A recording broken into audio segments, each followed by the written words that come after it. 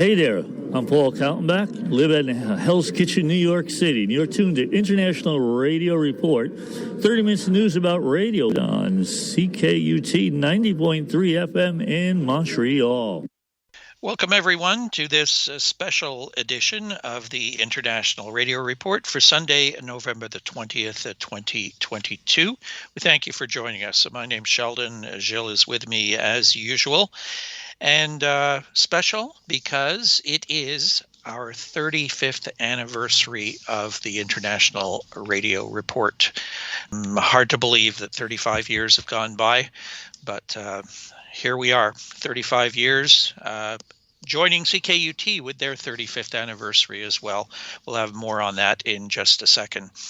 If you would like to reach us, our email address is radioreport@yahoo.com. We are live streaming and archived at ckut.ca.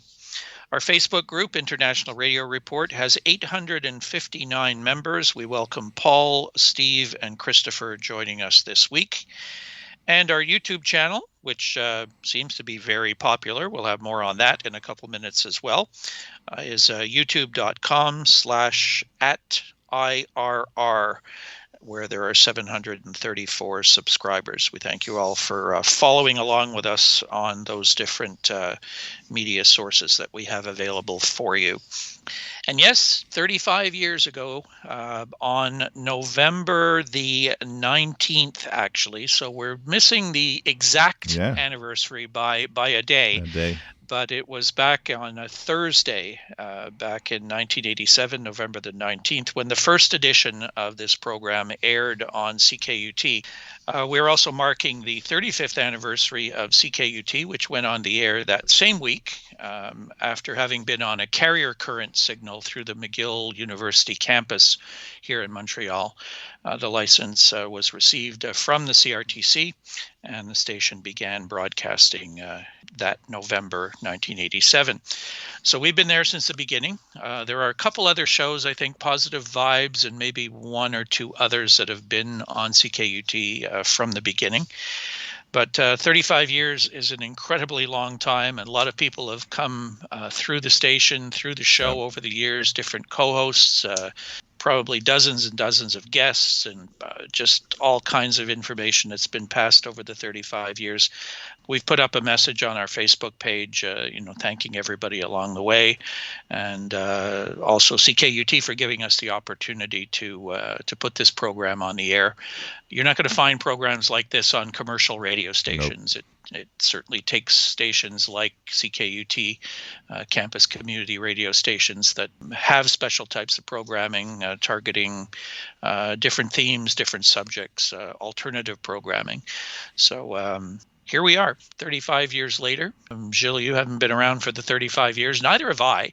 I took a bit of a break somewhere along the line. We were trying to figure out when that was exactly, but Janice and Steve stepped in for a little while, and then we've kind of, full circle and got back on again. But anyways, we thank everybody for the comments that have been coming in and people that have been with us. Some of you I know from the beginning, and others who have joined along the way. I want to read a couple comments that have come in from some of our listeners. We got a nice one today from Ricky Lung out in Calgary, and he had participated in the show a number of times over the years. He says, first off, happy anniversary to the program. What a wonderful run for the show. Thank you so much for all you've brought to coverage of broadcast media and of the radio listening hobby. It's been wonderful to listen to you on and off over the course of the last 25 plus years. And thank you for the privilege of guest hosting a handful of times when I was starting my journalism career in Montreal. Very happy to have found the show again, and I'm now listening regularly since the start of 2022. He was actually recording a bunch of our shows back then, and he's going to supply us with a selection of shows from May of 2000 through July 2002, and we're going to get those available for you on our YouTube channel. So I like that he talks about us having done, he was recording and hosting these audio files on his web space. And he says that basically we were doing podcasting at that time before anybody knew what podcasting was. Yeah. So that's really neat. So thanks to Ricky for passing that message along. We have another message from Ian Millett, and who's a CIDX member down in Baltimore. He was in Montreal for a number of years. And he says, happy 35th birthday to the International Radio Report. Thanks to you and Jill and all the folks who have kept the program going these many, many years. He says, when I'm at home in Baltimore on Sunday mornings, I listen to the show online on ckut.ca because I can tune in earlier to Latin Times programs and then continue listening after your show to Free Kick. I also listen to West Indian Rhythms on Saturday afternoons on CKUT. Before the International Radio Report recordings became available on YouTube, I would download them from the CKUT archives. So thanks to Ian for those comments. And one just in from Bob Zanotti. Some of you will know Bob Zanotti from his many years as one of the two Bobs at Swiss Radio International, and now the person behind Switzerland in Sound on the internet. He sends us a quick note wishing us continued success with the International Radio Report. So nice to hear from some of our listeners out there. And onward and upward we go. 35 years behind us now. It's Yep. I can't believe it. It's just, it doesn't in any way, shape, or form seem that long. My first appearance is on the 30th anniversary show. So now my first appearance is 5 years old. And one phrase that stayed in my mind is when I got out of the studio and you looked at me and said, oh, you're welcome to come over on the show anytime you want. So I guess that I remembered that and did come back a few months later, off and on, and then regular with you and David. Yeah. And then we had the pandemic that kind of, what should we do? We had that question going on. It's like, what should we do? We're not in the studio. Do we take a break? And that's the kind of thing that's scary, because taking a break from a show like the IRR means that maybe it could be the end. And so I thought, yeah, let me think about it. I never recorded a show. I have no idea how I'm going to do this. But let me think about it. I'm going to try to do something. And the first one I remember was very painful to record. Yeah. We restarted and we had to actually come back later in the day because like nothing was working. And slowly, and now with more equipment also, things are pretty good. It's easy and it's pretty smooth to record now. So I'm glad to be here anyways. Yeah, well, it's great that we were able to keep the show going, and I think, this, it's kind of unfortunate that the pandemic pushed us in the direction that it did, but in the long run, I think it's worked out for the best. It's allowed us to do a lot of different things, allowed us to give you more content, clean up some of our flubs along the way. It's not quite live, but it's pretty close to it. It's recorded live and then edited a little bit. But anyways, we're happy to be able to keep doing it, and we thank everyone out there for listening and joining our Facebook group, Definitely. now the YouTube channel. And that leads us into, for the 35th anniversary, we decided to take this Facebook poll to get a little more information about our listeners and how they access the program. And it sure looks like the YouTube was a big success. Yeah. We've had 88 people respond to the poll. We thank you, those that have taken the time to respond. You can still go in if you haven't done it and would like to. The poll is on our Facebook page. We're looking at how you access the International Radio Report. So of the 88 people that voted, our top responses, 38 people, which is 47% of the respondents, listened to the show on our YouTube channel. And that by far is the largest of the responses. The next one is almost a tie. 11 people, or 13%, listen live to the show on Sunday morning on CKUT. And 10 people, or 13%, download the show from the CKUT archives to listen to it later. Another 8 people or 9% listen to the live stream through the CKUT webpage. And then there are a few other odds and ends of ways that people access the show. But obviously that the YouTube channel, making it available usually, within half an hour to an hour or so after the show airs on the radio station, is convenient for people. Oh yeah. Plus, you've taken the step of adding a little something to the recording as well. Yeah, the shows always have a visual, so when we talk about the different stories, I'll try to find the best pictures that can fit and give you a visual, give you an idea of, if we talk about somebody, well, you'll see who he is.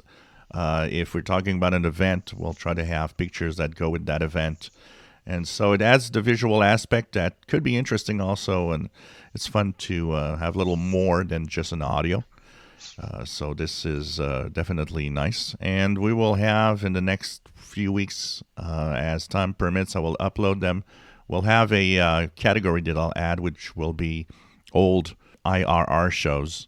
And that playlist will have a lot of the old shows. Some that we recorded more recently, but we didn't have the YouTube channel when we did that. And of course, the ones that Ricky sent us, there's a lot of them, and they are, I have to say, entertaining to listen to many years later. And so when we could hear a younger Sheldon voice on it.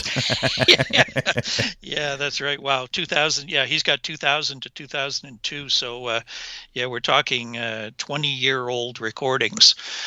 So those might be fun for you to go back and listen to. I do have the original first show, which if you really want to hear something bad, I have to digitize it. I haven't done that yet. It's sitting here on a cassette beside me, and I'm just getting up the nerve to actually digitize it. But I think you'll, if you're looking for a good laugh, that will be something to listen to. If you've never heard that recording, it's actually painful to listen to. I have the first and second editions here on a cassette. We'll need that. Cassettes, if for those that don't know what those are, they're these funny little things with tape inside them that you used to record on a funny little tape recorder. So we'll put those up at some point in the future as well. So on we go. Yes. Beyond 35 years, get to the news of this week. And you've come up with one, Gilles, from the French media here in Montreal. Yeah, on the francophone side of radio, this is a story that comes from La Presse. And we have a radio host that might not be well known in the Anglo market because, if you're not listening to the French or the francophone music stations, it's one of those names that is really more into the francophone side of radio. But Mario Lirette, which is a radio host and a DJ host that was playing a lot of music on CKMF 94.3 in the 80s. Actually, he was a name that I'd hear all the time back in my teenage years.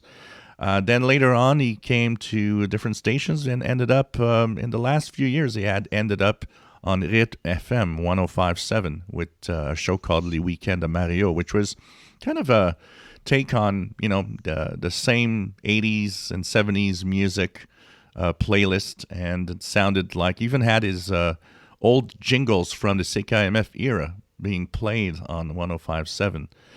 Now, he was accused of fraud and is going to have 2 years in jail. Of course, he's not on the radio anymore because when all of that came out, they pushed him out of the station.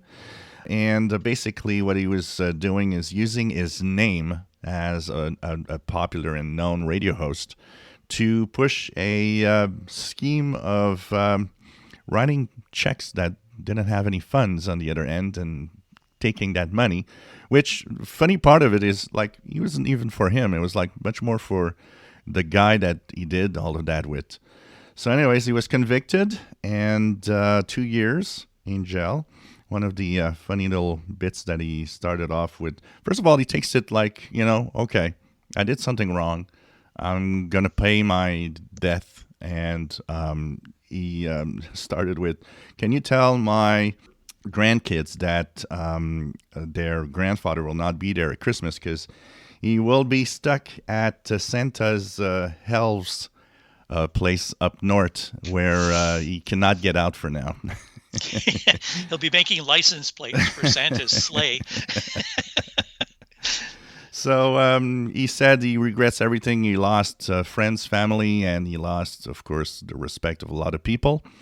And his last words were, well, I hope when I get out in 2 years that I have a place somewhere on the radio. That remains to be seen. Yeah. Chances are not good for that, I would think. But nope. You never know. Yeah. You never know. Yeah. All right, we move down to the U.S., and we're definitely getting more and more into that Christmas mode. This is a story by Matthew Keyes from Radio Inc. Westwood One offers all Christmas format. Cumulus Media's Westwood One network will offer an all-Christmas format feed from now until January the 1st, 2023. The format will be lightly hosted, allowing for 2 personality breaks each hour from 10 a.m. until 8 p.m. Eastern Time, which the company says will allow for network and local Christmas imaging. The format emphasizes the original hit versions such as White Christmas from Bing Crosby, the Christmas song from Nat King Cole, and an occasional cover song by contemporary artists like Kelly Clarkson to keep the mix fresh, a spokesperson said in a release on Tuesday. Other titles include, get ready for this, some of my all-time favorites. Not. Rockin' Around the Christmas Tree from Brenda Lee. Feliz Navidad by Jose Feliciano. Merry Christmas, Darling from the Carpenters. Wonderful Christmas Time by Paul McCartney. Do They Know It's Christmas from Band Aid. And Last Christmas from George Michael. Other artists will be played on the feed include Mariah Carey, Mannheim Steamroller, Michael Bublé, Ed Sheeran, and a whole bunch of others. Yeah. So that's going to be basically network programming that's going to be popping up all over the Cumulus and Westwood One network throughout the United States. So listeners, beware. Merry Christmas. We have a story about WTWW we talked about last week, how they mysteriously disappeared really quickly from the shortwave bands. Well, they find a home on WRMI, apparently. This is via Glenn Hauser in Enid, Oklahoma. It seems that WTWW 5085 kHz has found a home on WRMI, calling themselves WRMI Legends, with a Facebook group called Official WRMI Legends Club. In a phone conversation early UT November 15th, George McClintock explains what's going on with WTWW from my scribbled notes reflecting his point of view. Ted Randall is definitely out of the picture. He does not and never has had any ownership and Leap of Faith, licensee of WTWW, despite the entry as such in Wikipedia. Ted can do whatever he wants elsewhere, but can't call it WTWW. George is on the books as head of Leap of Faith, but in effect has sold his interest to Scriptures for America, de facto owner. He has been to the transmitter site and finds it's quite in disarray. Both transmitters had been operated with their doors open, which is a no-no, perhaps accounting for splatter. Neither would work until he fiddled with them, finally got them on the brief low-power 5 kilowatt tests. Cooling water was discolored, about half the modulation cards missing from each, tuning to 9 megahertz band done incorrectly.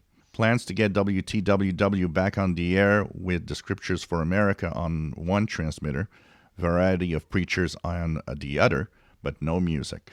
Meanwhile, WRMI Legends has appeared in scattered areas of the WRMI program schedule. No doubt, Ten Randall's stuff. Not clear if these will actually start November 15th, and there may be further adjustments. And there has been some confirmation that some people were hearing some of that programming.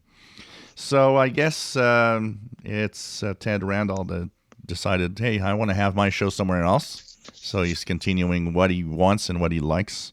And it seems like the transmitters and the transmitter side at WTWW has been kind of in bad condition now. Yeah, that's not very good. I guess, boy, if they wanted to really go after him, they probably could sue him for some damages or something. Yeah. if those transmitters need some major repairs, it could be quite costly. Yeah, definitely. So what's happening with our sun? Well, the sun was rather quiet. We had a lot of little sunspots peppered all over the solar disk. And there is the possibility that November the 20th, today, or the 21st, we could have a G1 geomagnetic storm because there's a high-speed stream of solar wind that is expected to hit Earth, and it's coming from a large southern hole in the sun's atmosphere. So for the rest, there is a emerging sunspot that is actually growing pretty fast that we could take a look at. We never know what could happen when they grow fast. Sometimes it means solar flares that could happen in the next few days. For the rest, quiet conditions, but good conditions in general, with propagation being quite interesting. The higher solar flux giving us nice signals. It's been a long time since I've not heard Radio Thailand, such as a regular on 13750 kilohertz at 0 hours UT. It's pretty nice to hear that. And of course, sunspot number 64, solar flux hovering around 120-ish. And, the conditions, like I said, are quite good in general. But you have to do one thing if you want to hear what's happening on the bands is turn on a radio and listen. I'm Thomas Witherspoon of Asheville, North Carolina, and you're tuned to the International Radio Report, 30 minutes of news about radio on CKUT 90.3 FM in Montreal. We next have a couple stories about some new publications that you might be interested in. Christmas time coming up, you might be looking for some gifts for some of your radio friends out there, so maybe these might be of interest to you. We go first to Australia via Australia Pacific. ABC Radio Australia's rich history showcased in a new book, Australia Calling. In 1939, 2 months after the outbreak of World War II, Prime Minister Robert Menzies launched Australia's first international broadcast service, ushering in a new era for the ABC in the Indo-Pacific region. Now, to celebrate ABC's 90th anniversary, we've launched a book, Australia Calling, the ABC Radio Australia story. Written and researched by one of ABC Radio Australia's longtime journalists, Dr. Phil Kafkaloutis, Australia Calling delves into more than 8 decades of international broadcasting, from its wartime beginnings to its more recent Pacific focus. It tells the story of Australia's changing place in the world, particularly in the Indo-Pacific region, and offers insight into the historic importance of Radio Australia's international service in supporting a free and independent media in the Indo-Pacific region. It offers an opportunity to reflect on Australia and the ABC's role in promoting regional democracy and collaboration with our neighbors as we face an increasingly challenging international context. Dr. Kafkaloutis is an author and broadcast journalist who presented the breakfast program on ABC Radio Australia for 9 years, broadcasting across the Pacific and Asia on FM and streaming online. This earned him high commendation as the ABU International Radio Personality of the Year at its 2014 awards. For the ABC, he worked in 12 countries and hosted the corporation's first English language program from China. He also taught journalism at La Trobe University and RMIT. The book, Australia Calling, the ABC Radio Australia story, is available online at Booktopia. That's booktopia.com.au. I'm going to check into that. That must be a very interesting book to read. There's another book if you're looking for more to read, and it's Book Talk Cold War Radio by Mark Pomar from Walt Samanew, Victoria, BC, via Glenn Hauser's World of Radio IO group. The Harriman Institute at Columbia University hosted a book talk available on YouTube with Mark Pomar, author of the book Cold War Radio. The YouTube video is a little over 1 hour in length. The Cold War Radio is a fascinating look at how the United States waged the Cold War through the international broadcasting of Voice of America and Radio Free Europe, Radio Liberty. Pomar served in senior positions at VOA and RFERL from 1982 to 1993.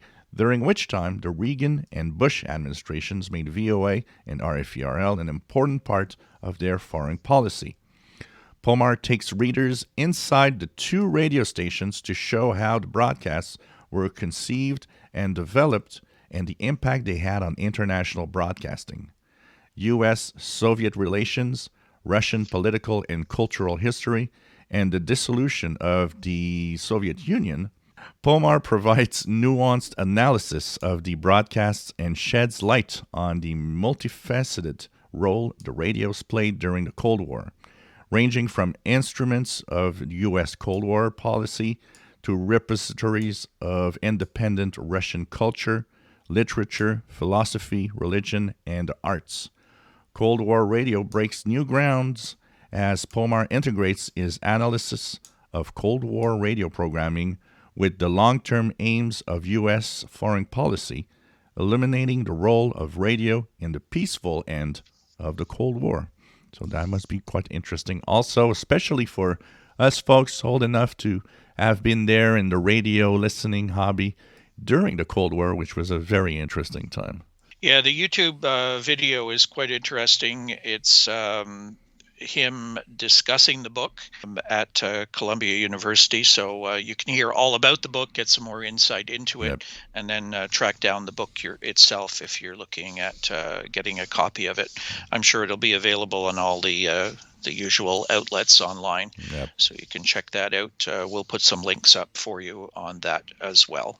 So we have one big upcoming ham radio contest. Yeah, this is a major CW contest. It's the CQ Worldwide DX contest. We talked a couple weeks back about the single sideband version of the contest. This is the CW1, 0000 Zulu, November 26th to 2359 Zulu, November 27th. It's organized by CQ Magazine. The objective is for amateurs around the world to contact as many other amateurs in as many CQ zones and countries as possible. It's the six major shortwave bands, 1.8, 3.5, 7, 14, 21, and 28. And as I said, the mode is CW only.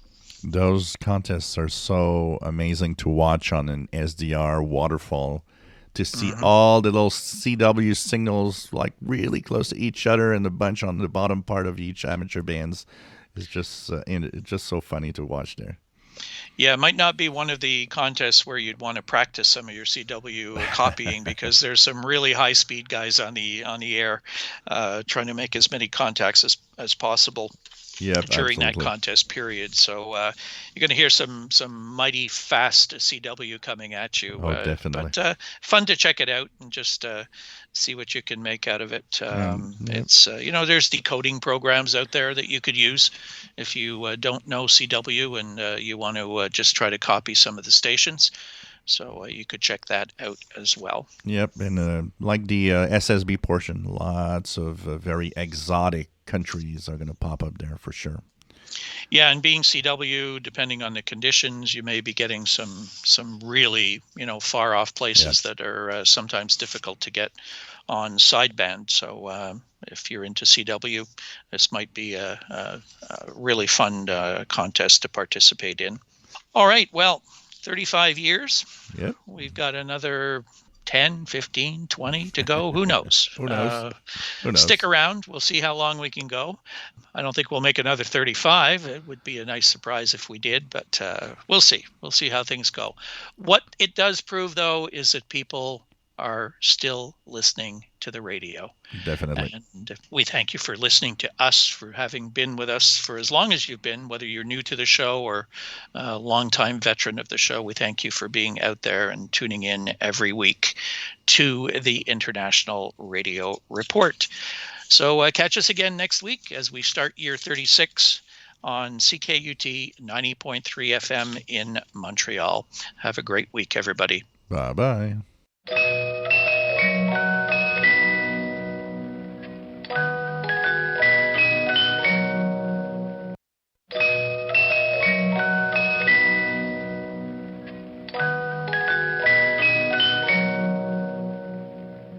You're tuned to Swiss Radio International in Bern. Stay tuned for our programs to Southwest Europe in English, German, French and Italian.